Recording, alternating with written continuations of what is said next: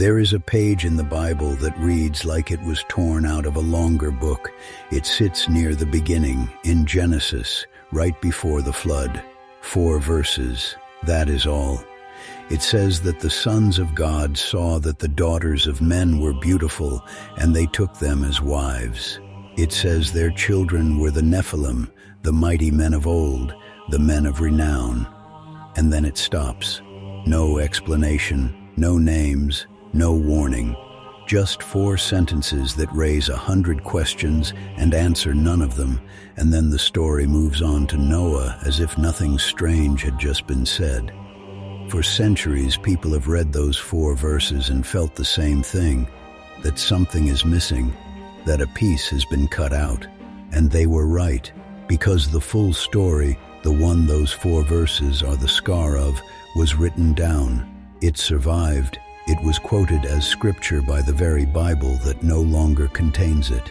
And then, slowly, it was removed from almost every canon on earth. There is only one problem with erasing a book. Sometimes it leaves fingerprints. So start with what the text actually keeps. Genesis chapter 6, the first 4 verses. Divine beings, called the sons of God, come down and take human wives. Those wives give birth to a race of giants, and the world fills with violence until God decides to wipe it clean with a flood. That is the entire account. It is written the way you would write a summary of something everyone already knew. It does not introduce the sons of God, because it assumes you know who they are. It does not explain the giants, because it assumes you have heard the story. Genesis is not telling you this for the first time.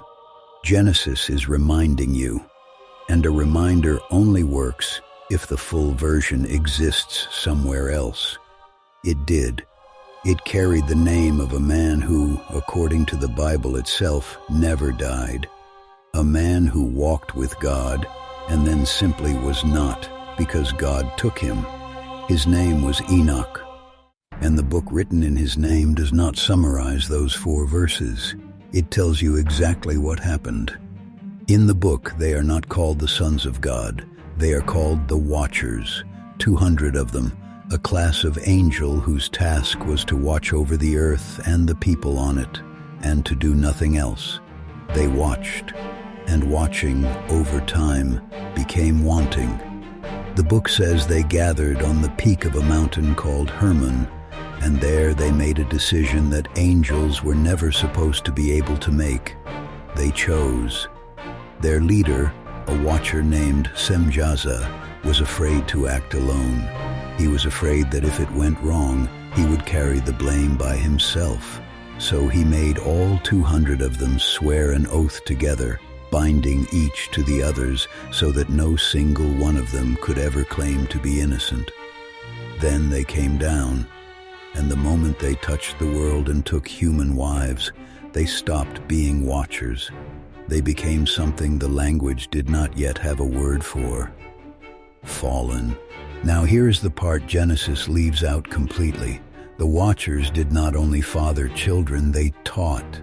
They looked at the humans around them, still young, still simple, and they opened their mouths and began to hand over things that were never meant to be given yet. One of them, named Azazel, taught men how to take metal out of the ground and beat it into blades, into swords, into shields and armor. In a single generation, he turned survival into warfare. Others taught the cutting of roots for poisons and spells, the reading of the stars for omens, the mixing of powders and paints so that a face could become a mask. Knowledge is not evil, but knowledge given to people who are not ready for it is a kind of weapon, and the Watchers handed the whole armory over at once. The book is very clear about why this was a crime. It was not that the knowledge was secret. It was that it was early. The Watchers reached into a future that humanity had not earned yet, and they dragged it backward into a world that could not survive it. And then there were the children, the Nephilim, the giants, They were born wrong, half of heaven and half of earth, belonging to neither. The book describes an appetite that could not be filled. They ate through everything the land could produce, and when the food was gone, they turned on the animals, and when the animals were gone, they turned on people. The world the Watchers had wanted so badly began to eat itself. This is the moment the flood exists to answer, not random wrath, a cleanup. 4 archangels are sent down. One binds Azazel and throws him into darkness. One imprisons Semjaza and the Watchers to wait in chains for a judgment at the end of time. One sets the giants against each other until they tear their own kind apart. And one goes quietly to a man named Noah and tells him to build.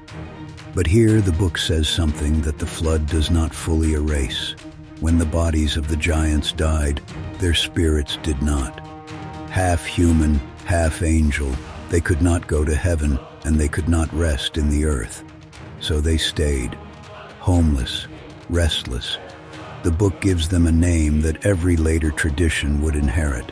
It calls them demons. The demons, in the oldest version of the story, are not fallen angels.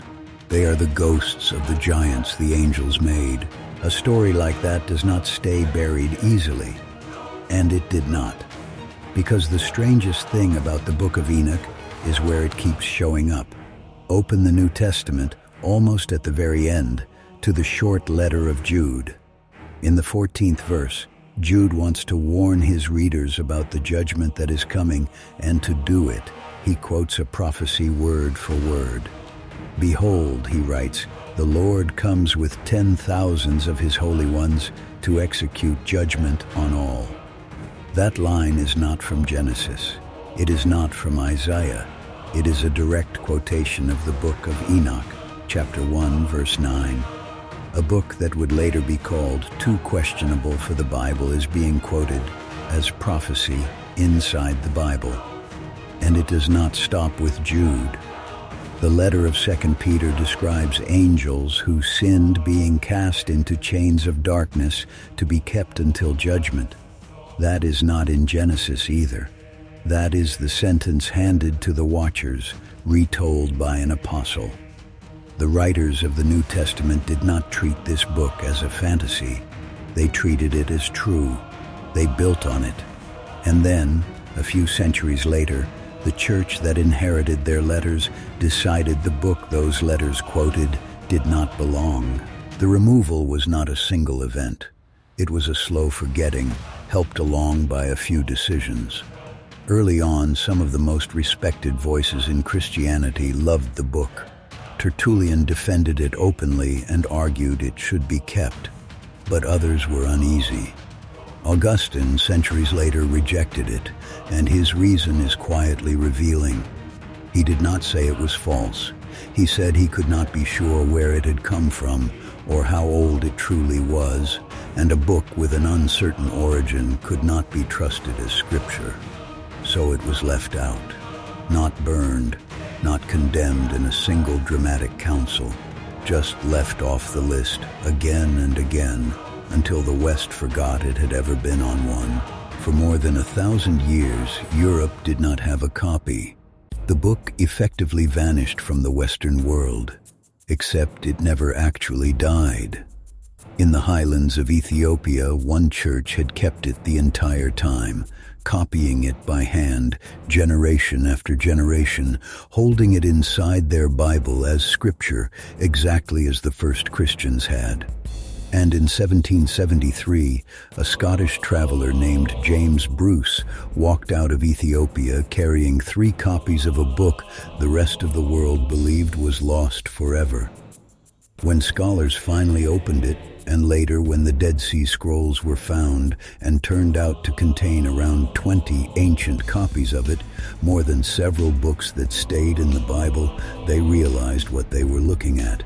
Not a medieval forgery, something very old that had been standing underneath the whole story the entire time.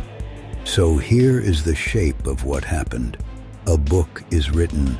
It is read, copied, quoted, and treated as true by the earliest believers, including the men who wrote the New Testament. Then it is slowly lifted out of the canon until only one church on earth still remembers it, and the rest of the world calls it lost. But you cannot fully erase a text that everything else was built on top of. The 4 torn verses in Genesis are its scar. The prophecy in Jude is its signature. The angels in chains in 2 Peter are its sentence quoted back. And there is one last fingerprint, the deepest one. In the section of Enoch that was left out even by many who kept the rest, there is a heavenly figure who judges the world at the end of time. He is called the Son of Man. The same title, the exact phrase that a teacher from Galilee would later use again and again for himself. The book was removed. The words stayed in the mouth of the most important man in Western history. A palimpsest is a page that was scraped clean and written over, where the older text bleeds back through the new one if you hold it to the light. The Bible is holding one. The witness is still there underneath if you know how to look for it. Make of that what you will.